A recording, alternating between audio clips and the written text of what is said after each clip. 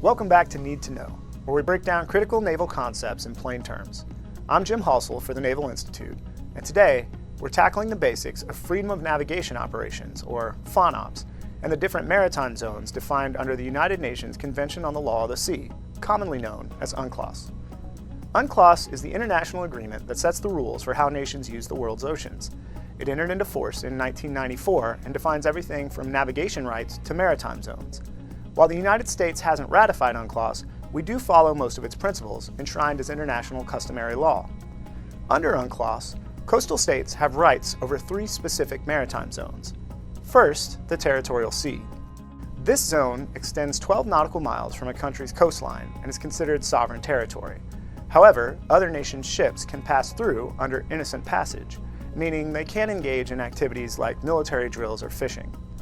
Next is the contiguous zone. This zone stretches an additional 12 nautical miles beyond the territorial sea. Here, the coastal state can enforce laws on things like immigration or customs, but cannot restrict navigation. Finally, the exclusive economic zone. Extending 200 nautical miles from the coast, this zone grants the coastal state special rights over resources like fishing or oil extraction, but keeps the waters open to navigation by others. What about land features in the ocean? UNCLOS defines three key types. First are islands. Islands are defined as naturally formed and capable of sustaining human life or economic activity.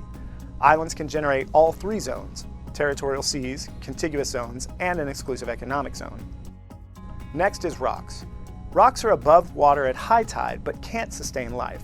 It's important to note that rocks only generate a territorial sea and contiguous zone, not the 200 nautical mile exclusive economic zone. Finally are low tide elevations. These are submerged at high tide and don't generate any zones unless located within 12 nautical miles of land, in which case they can trigger an expansion to territorial seas. Now, artificial islands, like those built on low tide elevations, don't change the status of the original feature. For instance, building an airstrip on a submerged reef doesn't turn it into an island under UNCLOS. So, what are freedom of navigation operations, or FONOPS? These operations challenge excessive maritime claims that go beyond what UNCLOS authorizes. For example, if a country demands prior permission for innocent passage through its territorial sea, that's an excessive claim.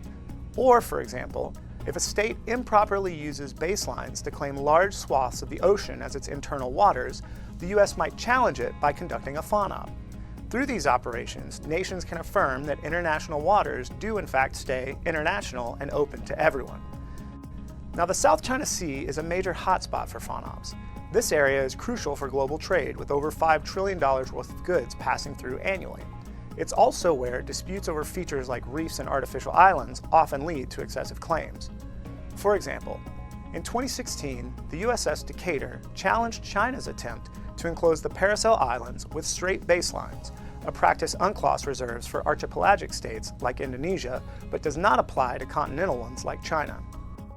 Understanding FONOPS and maritime zones is key to grasping why the United States invests so much in preserving freedom of the seas.